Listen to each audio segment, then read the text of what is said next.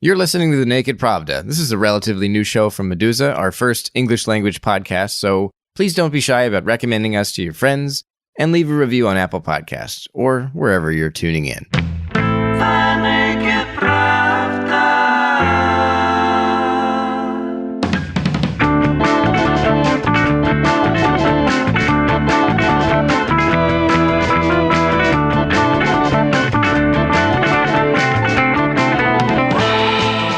Welcome to the Naked Pravda, a podcast that highlights how Meduza's top reporting intersects with the wider research and expertise that exists about Russia. I'm your host, Kevin Rotrok, the managing editor of Meduza's English language edition, and I'm a week late with today's show because I'm getting over the flu. If you can hear the lingering effects of the disease in my voice now, I apologize. My wife assures me, however, that This American Life's Ira Glass goes on the air when he's sick, so I'm here with the latest episode of the Naked Pravda. I'll make sure to edit out all my coughing, which is happening throughout. On today's show, we're going to talk about Russia's push for internet sovereignty, or Rунет isolation as some people call it. This is one of those amorphous topics that pops up constantly in different forms.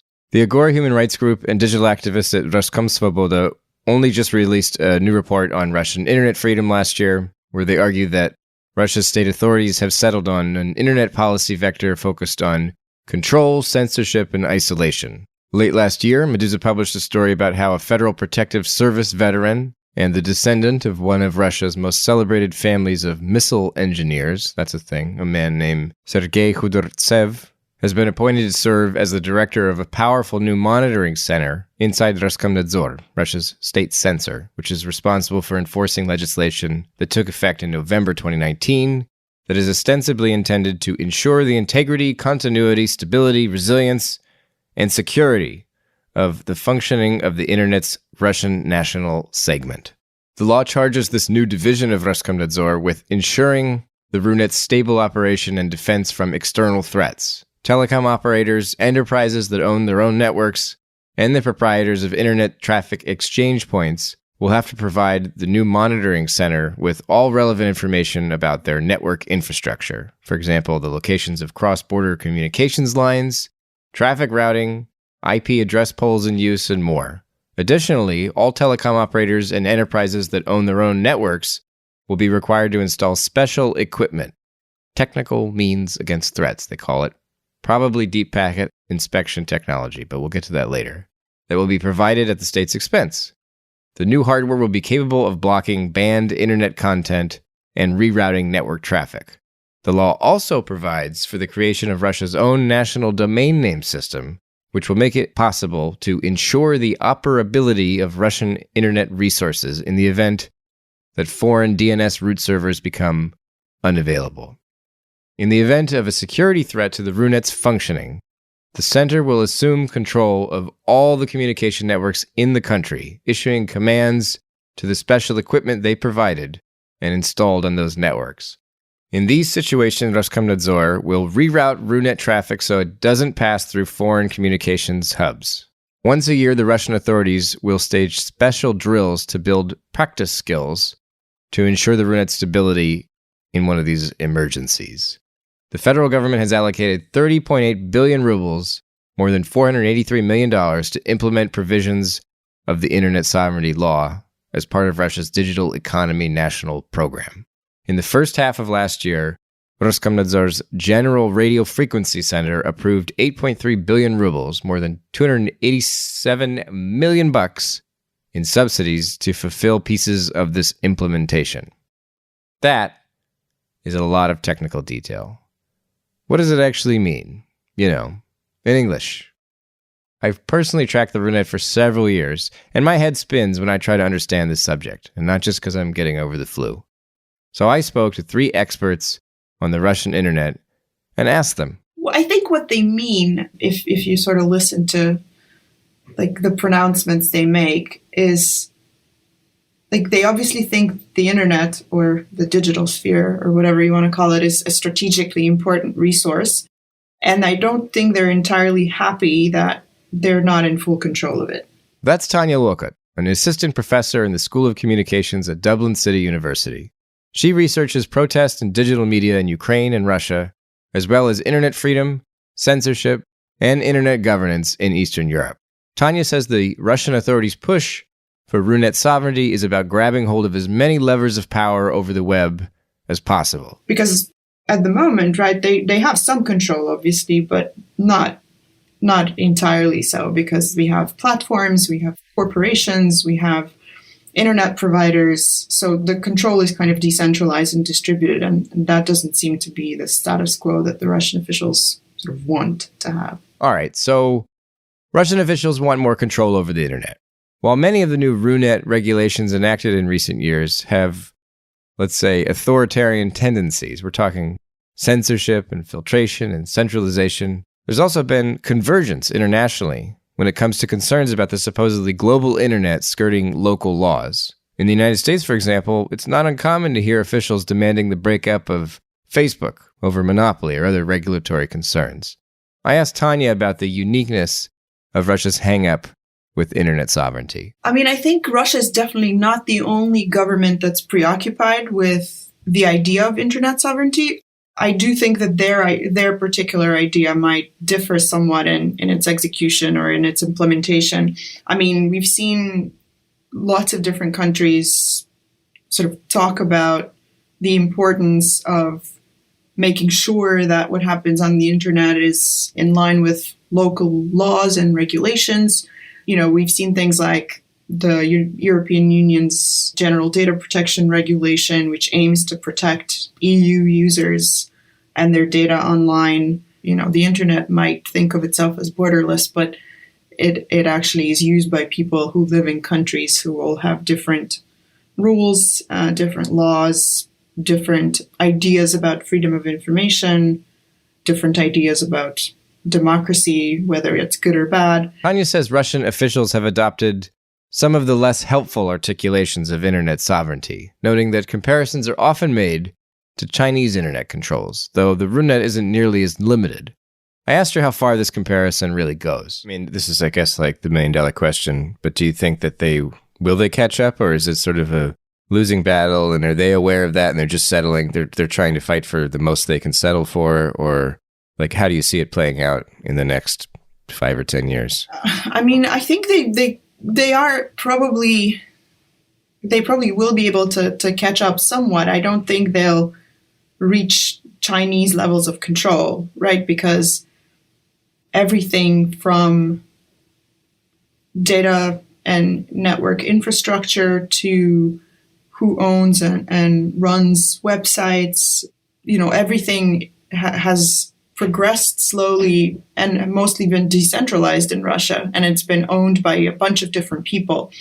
And even though they're trying now to impose their rules and their regulations, and also to own or co-opt different bits of the network, including infrastructure, traffic exchange points, and also to control the conversations and the language online, I don't think all of those things are entirely within their reach, despite how authoritarian or how powerful the Russian government thinks it is. One of the key technologies Russian officials are now introducing to beef up internet controls is called DPI, or Deep Packet Inspection. I mentioned this earlier in the episode because DPI is probably the special equipment, the technical means against threats, that Roskomnadzor is supposedly testing as it rolls out the infrastructure that's meant to usher in Runet sovereignty. So, Deep Packet Inspection. What the hell is Deep Packet Inspection?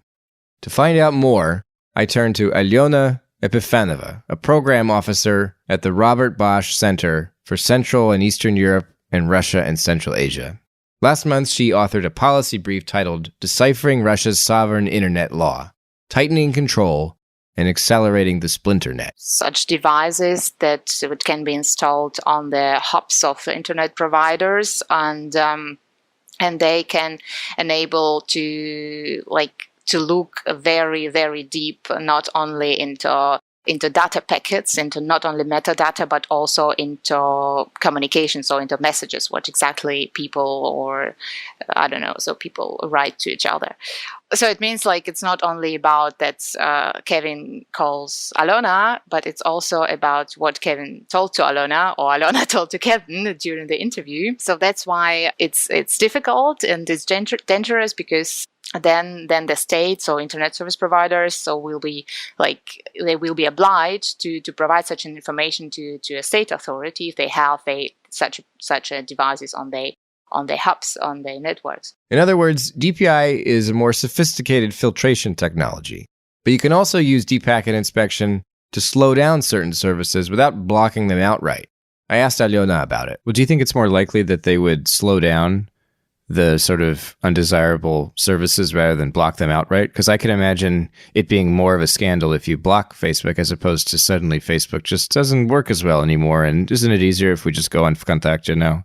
Yes, exactly. That's also one of the functions of this system of deep packet inspection, because that's why the problem is that it's so untransparent. We simply, you can't prove why your Facebook doesn't work properly, why it's so slow, and also it's not only about Facebook, and it's also about some other companies working in Russia, and then if the state can slow down the flow of data, and then the certain services that don't work properly, and you simply can't prove that it's because of this deep packet inspection or some activities by the state, then it can be problematic.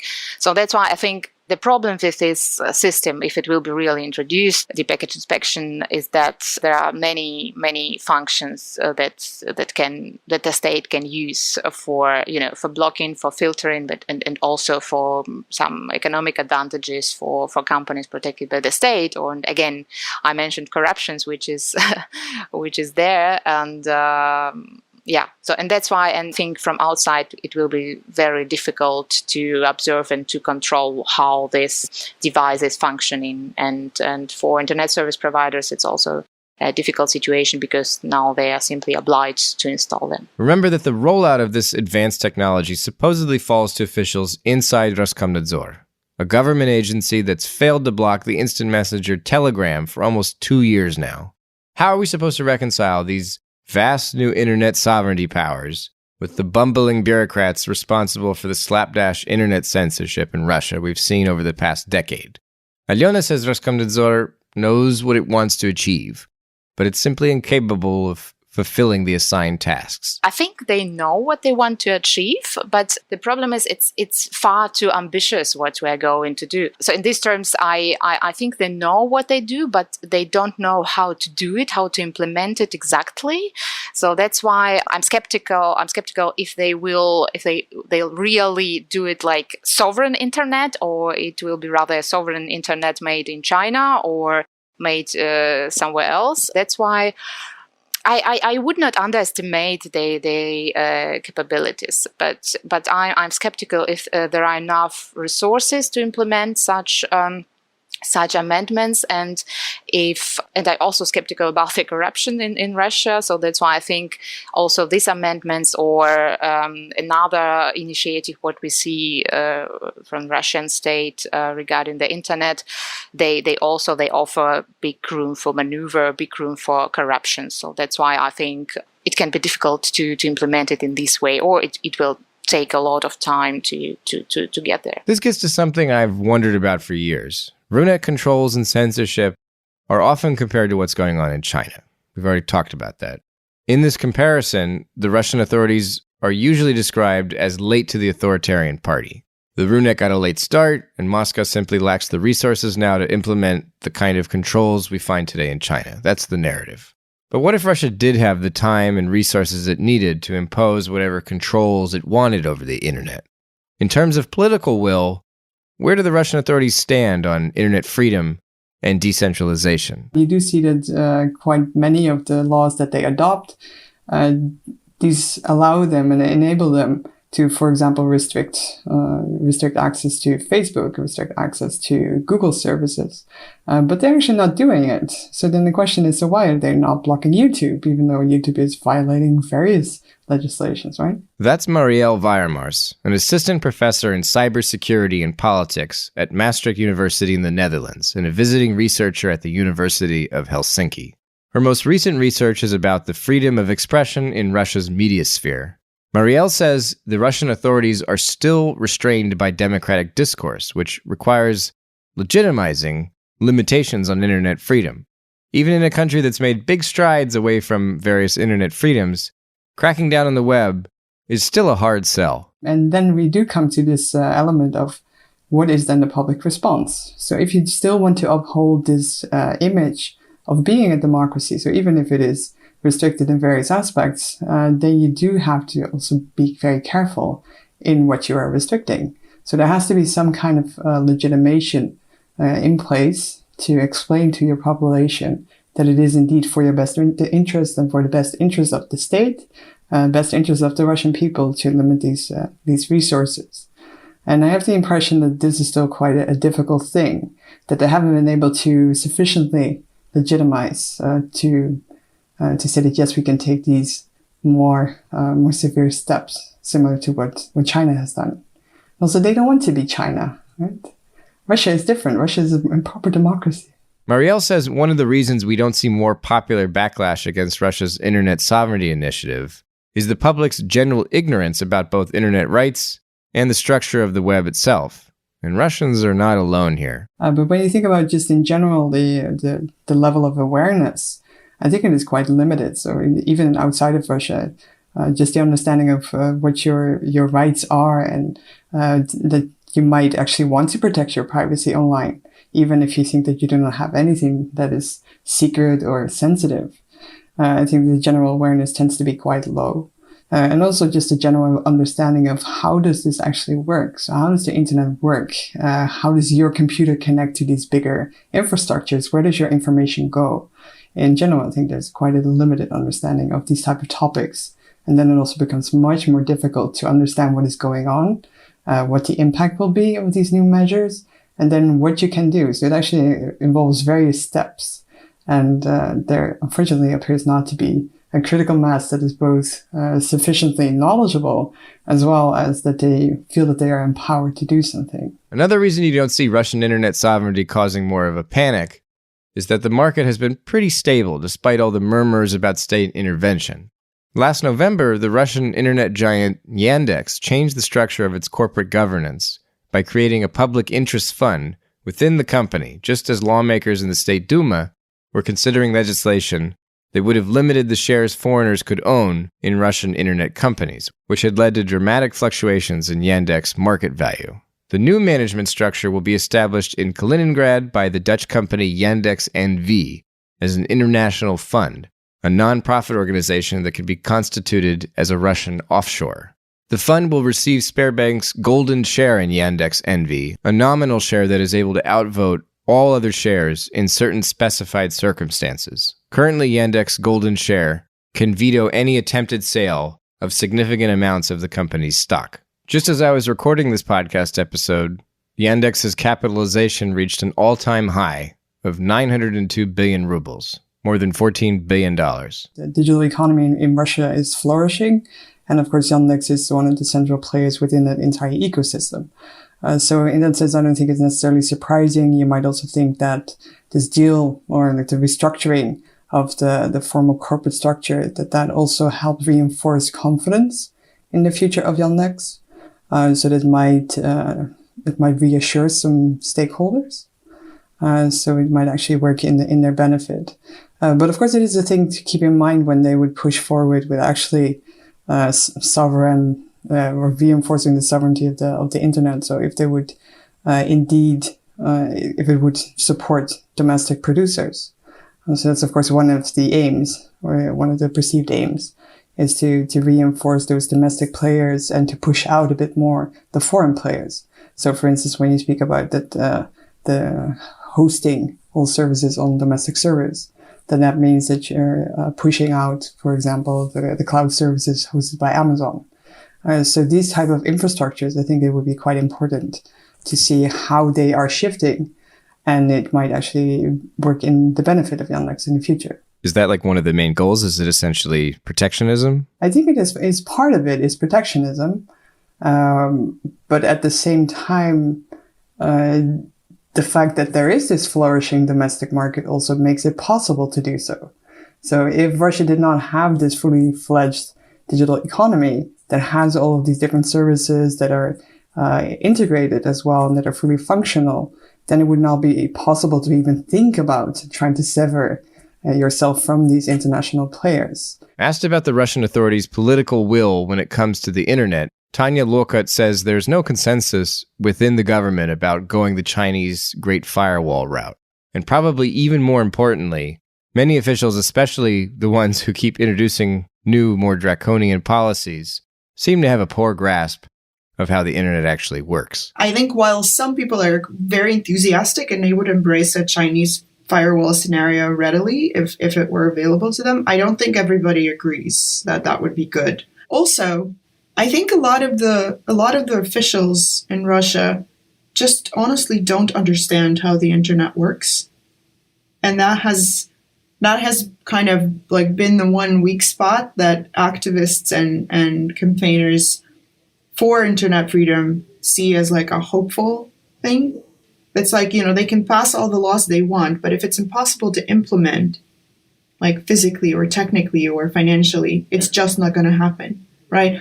So, and that's why I've seen like so much kind of cynicism and like skepticism on the part of quite a lot of like Russian digital rights activists. They're like, yeah, this law is certainly damaging and it's threatening, but also like it's just not going to work the way they think it will work because it's impossible. It's like it's technically impossible. So certainly, right, it's possible to do damage, right? But also, like, if you just don't understand how the internet works as a space or as a technological network, it's really hard for you to control it. Even through like applications of force and like taking things away from people. We've come this far in the show without actually addressing the key rationale for Runet sovereignty in the first place. The idea that it's necessary to defend against a digital shutdown imposed from abroad, some kind of ultimate economic sanction where the U.S. supposedly tries to shut off Russian internet access. Alena Epifanova says this is a bogus argument. They try to explain it to people in Russia and outside that there is one regulator of the internet, which is, there is no such a regulator. This is exactly the logic the Russian state want to introduce in Russia and want to have all of the Russian internet. The architecture of the internet is far more complex than Russia's state tried to show us. Whatever state officials say about the supposed threat from abroad, Tanya Lokut points out that digital rights activists inside Russia are not fooled. They know they're the primary target of the new sovereignty regulations, she says. However realistic some Russian officials might be about, oh yes, this is what we really care about is sovereignty and protection from external threats. I do also think it's a useful screen because, at least from what we've seen happening in Russia over the past few years, I think they're a lot more interested in exerting control internally than about protection from external threats. And that's, again, if you look at what the digital rights activists are saying, like I think they're very clear that they believe that the officials, like 75%, they care about internal control and internal censorship, and maybe 25% is really about making sure that the Russian internet keeps working even if there is an external threat. Rights activists inside Russia have good reason to feel squeezed, Tanya says. A lot of the filtration requirements built into the new sovereignty regulations aren't good for much besides censorship. So there are different ways of ensuring sovereignty, right? But like filtering traffic is really not about sovereignty or maintaining a connection. It's about controlling what is visible and what's invisible, and who says what and what can be blocked or filtered. So that's like clearly not so much about external threats, but really about internal threats, because it's about filtering traffic internally in the country.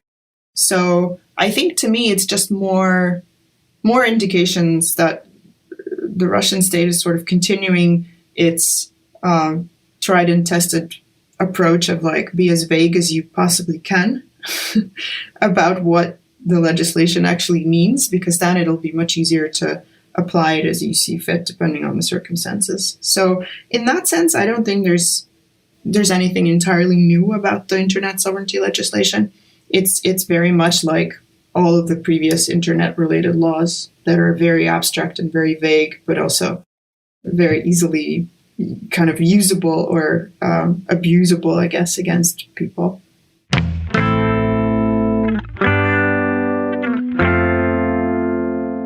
You've been listening to the Naked Pravda, a podcast that highlights how Meduza's top reporting intersects with the wider research and expertise that exists about Russia. On today's show, as I get over the flu, we took a long, hard look at Russian internet sovereignty, wrapping our heads around both the technical enforcement of this vague idea and its wider consequences for internet freedom. In years to come, we're sure to see more laws restricting the Runet, and state regulators will undoubtedly make new attempts to bring foreign and domestic online services into compliance with these rules. It's a brave new world we're living in, a splinter net, as some are calling it, and nobody knows exactly how it'll shake out. Whatever happens, hopefully we'll all retain access to that most important resource of all, this podcast, the Naked Pravda. On future episodes of this show, we'll be discussing academic turmoil at Moscow's Higher School of Economics and queer Russophone science fiction. The Naked Pravda is a podcast from Meduza, our first English-language show, and I hope you'll recommend us to your friends and leave a review on Apple Podcasts or wherever you're tuning in to help put this program in front of more people. Thanks for listening, and come back soon.